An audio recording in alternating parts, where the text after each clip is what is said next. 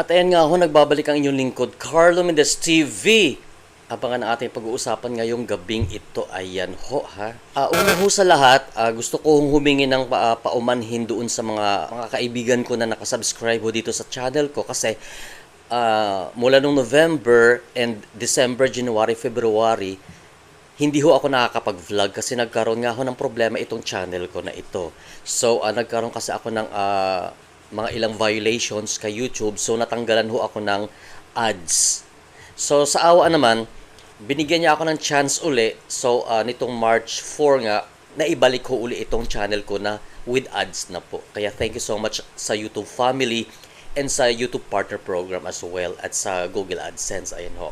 At isa pa ho na dahilan kung bakit hindi ho ako nakapag-vlog kahit na wala akong ads ho, it is because noong December 2 ho, kung nakikita niyo yung bintana sa likod ko, yung pinakataas na semento ho na yan, magkakabit supposed to be ako noong December 2 ng Christmas decor. Ayan po. And then, ipinatong ko yung dining chairs sa center table namin. So, medyo may kataas sa mga 3 feet to 4 feet ang taas niya. So, inabot ko ho yung semento na yan. And then, na-outbalance ho yung aking upuan. And bumagsak ko ako dito sa ilalim ng dining table namin na ito. So, in short, pagkabagsak ko ho, naramdaman ko na masakit ho yung left na paa ko. Yung dito sa balakang ko, ayan. So, after 4 days po ho, ako nag-decide na magpa-hospital. Tiniis ko yung pain, sobrang painful ho. And akala ko kasi baka sakaling may naipit lang na ugat or something, ganun ho.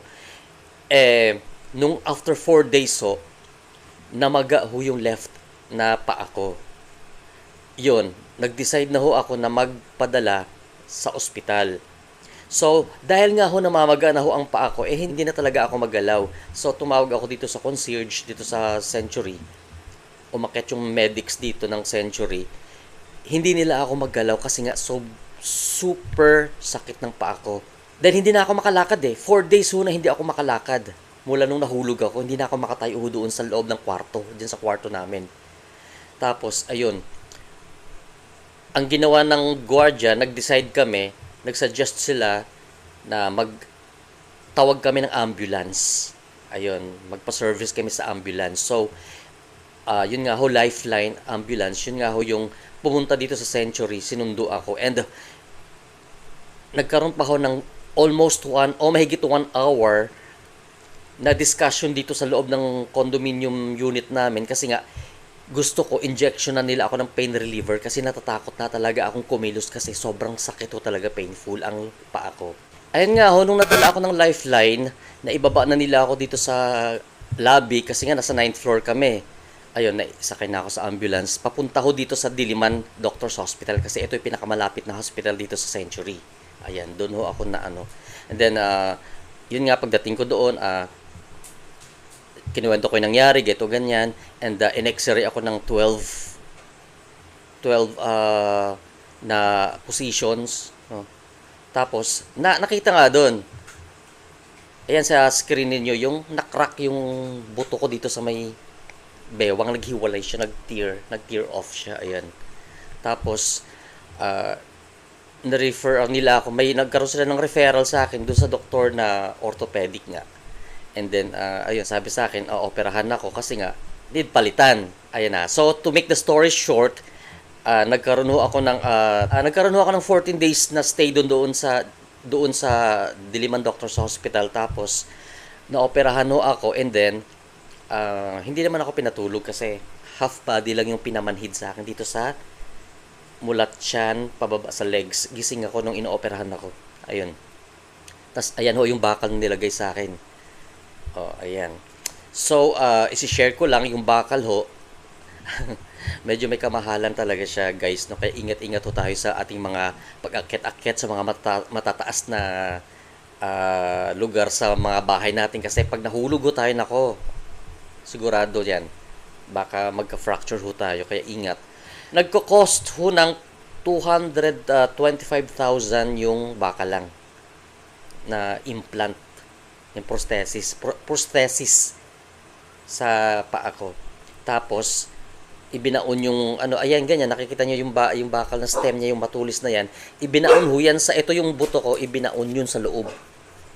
Minartilyo ganyan, tapos ibinaon. Tapos yung bola na yan, yung bilog na yung pinaka-neck ng buto ng original, yan yung inireplace, pinalit. Nilagari nila yung old ko na nabiyak na ano na neck, femur neck ng ano ko, ng balakang, nilagari nila, tapos pinalitan ng prosthesis. Yun nga ho, so may tornilyo yan sa loob, so may bakal. Sabi nga ng doktor ko is immortal na daw yung paa ko. Sa awa naman, no, ngayon nakakalakad na ako pero may baston pa ako. Ito. Dati nga naka-walker pa ako eh. So, sa awa naman nakakalakad na ako. So, may kamahalan ho ang magkasakit ngayon, kaya lalo pa yung mga fracture kasi lalo pa sa paa pag na-fracture tayo is yung mobility natin, yung pagkilos natin apektado. Kagaya sa akin, hindi ako nakalakad. Kung hindi ako nagpa-opera until now, hindi ako makakalakad. So, yun ho yung magiging dahilan na magkakaroon tayo ng sakit. Kung naalala niyo yung isang vlogger na chiropractor, yung nabalian ng buto din sa paa, 'di ba? Yumao na ho 'yun, yung ano na 'yon. Ganun ang magiging ano niya, magkakaroon kasi ng complication kapag hindi inoperahan ho. So, I'm thankful, I'm very grateful na kahit papaano nakayanan naman namin yung ano, nakayanan naman ng sister ko yung hospital bill. To be exact, umabot ng 800,000 ang bill namin. So, binibigyan ko kayo ng frame ng ganong klaseng kwento kasi para mag-ingat to tayo lahat, guys. No? Kasi ang disgrasya, hindi natin masasabi kung kailan mangyayari.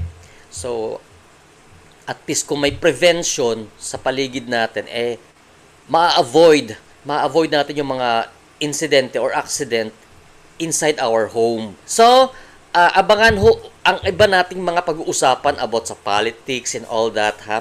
Kasi mainit ngayon ang issue sa politika, kabayan, no? Tututukan din ho natin yan kasi nalalapit na rin ang eleksyon dito sa ating bansa. So, wish ko nga na pumili ho kayo ng nararapat at karapat-dapat talaga na ilukluk sa pwesto para ho makatulong sa sambayan ng Pilipino. Ayan ho. Ha? So, hanggang dito na lang muna ho ang aking kwento sa inyo. Panimula ng aking vlog sa panimulang araw ng pagbabalik ng Carlo Mendez TV. So, keep safe everyone and have a blessed day to all of you guys. Carlo Mendez TV is signing off. Bye-bye.